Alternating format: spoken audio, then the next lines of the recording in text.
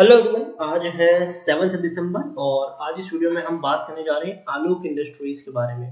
देखिए, आलोक इंडस्ट्रीज का ये जो शेयर है ये आज 10% तक उछल चुका है और काफी बढ़िया तेजी आज हमें आलोक इंडस्ट्रीज में देखने को मिली है और काफी बड़ी क्वांटिटीज में आज यहाँ पर खरीदारी बिकवाली भी हुई है। 4 करोड़ से भी ज्यादा शेयर्स अगर हम देखें उसका वॉल्यूम ट्रेड एनएससी में देखने को मिला है और 45 लाख से भी ज्यादा का वॉल्यूम ट्रेड हमें देखने को मिला है बीएससी में।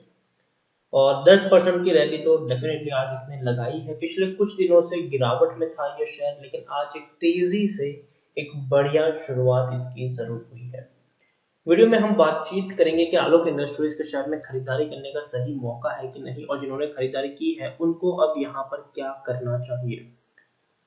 तो वीडियो को मैं शुरू करूँ उससे पहले अगर आपने अभी तक चैनल को सब्सक्राइब नहीं किया है तो प्लीज अभी इसे सब्सक्राइब कर लीजिए, क्योंकि आगे भी बहुत सारे वीडियोस हैं जो आपको काफी ज्यादा हेल्प करेंगे।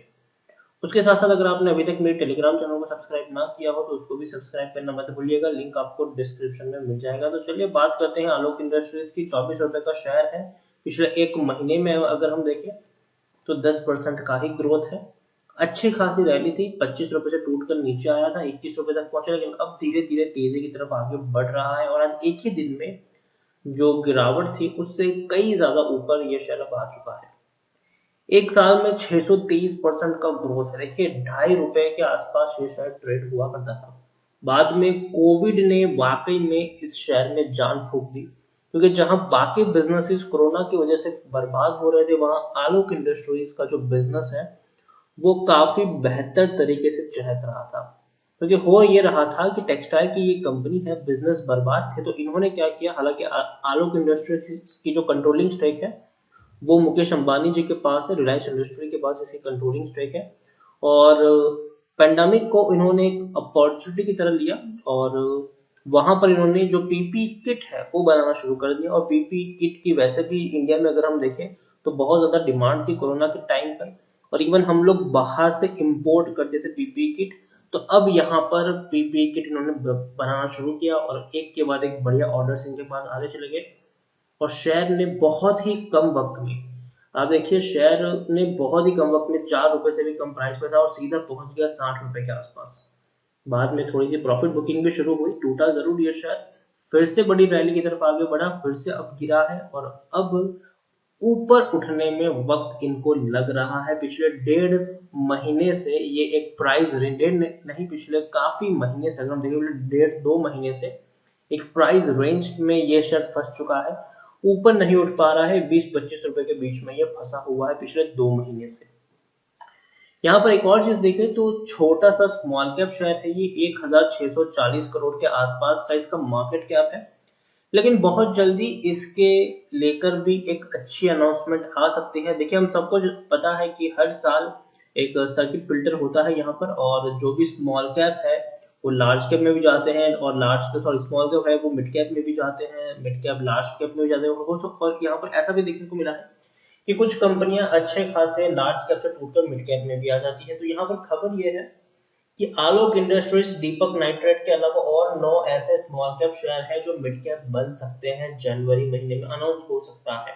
और उसमें आलोक इंडस्ट्रीज का भी नाम शामिल है। आलोक इंडस्ट्रीज का भी नाम शामिल है कि हाई प्रोबेबिलिटी, देखिए होगा कि नहीं वो अभी से श्योर नहीं है, लेकिन हाई प्रोबेबिलिटी है इसकी कि आलोक इंडस्ट्रीज अब जो स्मॉल कैप में गिना जा रहा है वो हो सकता है कि मिड कैप में एंट्री कर ले। और अगर ऐसा होगा तो वाकई में एक बहुत बड़ी बात होगी इस कंपनी के लिए। और जो फंडामेंटल्स अब तक इनके बेकार थे वो यहाँ से सुधरने की शुरुआत ऑलरेडी हो चुकी है। शेयर होल्डिंग के बारे में देखें तो देखिए, सबसे पहले मैं जो प्रमोटर जो है, प्रमोटर विथ हाईएस्ट होल्डिंग तो वो है रिलायंस इंडस्ट्रीज। 40% की होल्डिंग है रिलायंस इंडस्ट्रीज के पास, एक भी प्रमोटर का शेयर गिरवी नहीं है। और तो और आप देखिए, इंश्योरेंस कंपनी जो पिछले क्वार्टर तक कुछ भी नहीं ओन करते थे, मतलब 0.02% की मिनिमम होल्डिंग थी, आज उनके पास भी 0.72% की होल्डिंग है। एफआई के पास 0.27%, सॉरी 0.23% की होल्डिंग है, 0.30%, मतलब दोनों ने अपनी होल्डिंग को बढ़ाया है और ये बहुत अच्छी बात है। आलोक इंडस्ट्रीज को लेकर अगर देखें तो टेक्निकल रेटिंग अभी भी शानदार है, अभी भी ट्रेंड पॉजिटिव है, अभी भी शेयर में बड़ी रौनक आपको देखने को मिल सकती है। According to Moneycontrol user 95% लोग आपको यहाँ पर खरीदारी करने की सलाह दे रहे हैं। 95% लोगों का मानना है कि बेहतर मौका है, खरीदारी करो, और खरीदारी की है बने रहो, जबकि 5% लोग आपको यहाँ से एग्जिट करने की भी सलाह दे रहे हैं। ओवरऑल अगर मैं बात करने जाऊँ आलोक इंडस्ट्रीज की, तो आलोक इंडस्ट्रीज मुझे लगता है कि डेफिनेटली एक बढ़िया शेयर है ये, और बेहतर तरीके से आने वाले दिनों में परफॉर्म कर सकता है। शेयर में आपको तेजी देखने को मिल सकती है, जो एक बढ़िया रैली हमें देखने को मिली थी, बाद में थोड़ी सी मुनाफा वसूली हावी हुई, फिर तेजी आई, फिर गिरावट आई। अब मुझे लगता है कि ये जो पिछले 2 महीने से एक बढ़िया सपोर्ट इसने लिया था, एक ही प्राइस रेंज में फंसा हुआ है, 20 रुपए से लेकर 25 रुपए का जो प्राइस रेंज जहाँ पर वो पिछले 2 महीने से फंसा हुआ है, मुझे लगता है कि बढ़िया सपोर्ट बन चुका है, और अब धीरे धीरे तेजी की शुरुआत यहाँ से हो सकती है। तो मेरे हिसाब से आलोक इंडस्ट्रीज में बने रहने की सलाह है, बेचने की जरूरत नहीं है। शेयर में और भी बहुत ज्यादा पोटेंशियल है, और ऊपर जाने का दमखम ये रखता है, तो बने रहो यहाँ पर। पैनिक में आकर निकलने की जरूरत नहीं है, और तेजी में ओवर एक्साइटमेंट में आकर एक बहुत बड़ी क्वांटिटी खरीदने की भी सलाह नहीं होगी। अगर आप यहाँ पर खरीदारी करो भी तो टुकड़ों में खरीदारी करो। अगर आपको 1000 शेयर खरीदने तो पहले 200 शेयर खरीदो, वेट करो, गिरावट आए और क्वांटिटी ऐड करो। इस तरीके से आप यहाँ पर प्ले करें, और कम से कम 1 साल का प्लान लेके चलिए आलोक इंडस्ट्रीज में।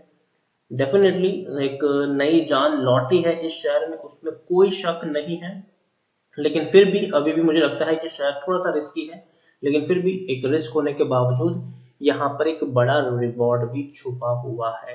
और खास करके कंपनी की जो मेन प्रमोटर है, अब वो रिलायंस इंडस्ट्रीज है, मुकेश अंबानी की ये कंपनी बन चुकी है, और काफी नई चीजों में एक्सपेरिमेंट भी यहाँ पर हो सकते हैं।